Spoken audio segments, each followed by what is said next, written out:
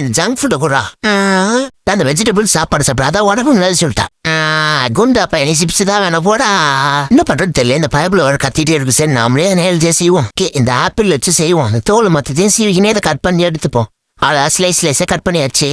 இதை போட்டு பாத்திரத்தில் போட்டு தண்ணி உப்பு லைட்டாக போட்டு கான்ஃபிளவர் மாவு கொஞ்சம் போட்டு அது கூட அந்த மசாலா பொடி போட்டு நல்லா மிக்ஸ் பண்ணி வச்சுட்டு ஒரு வானல்ல எண்ணெய் ஊற்றி அதில் போட்டு பொரிச்சு எடுத்துக்க வேண்டியதான். அப்புறம் ஒரு தட்டில் லைட்டாக எண்ணெய் ஊற்றி சுகர் போட்டு சிரப் மாதிரி செஞ்சுக்கோங்க. அவ்வளோதான், நல்லா கலந்துவிடுவோம். லாஸ்ட்டாக ரவுண்டு ஆயில் ஊற்றினா சரியாக போச்சு. இதுலேயே பொரிச்சு எடுத்து ஆப்பிளில் கொட்டி கலர் அவ்வளோதான். இது என்ன ஸ்நாக்ஸ் ரெடி.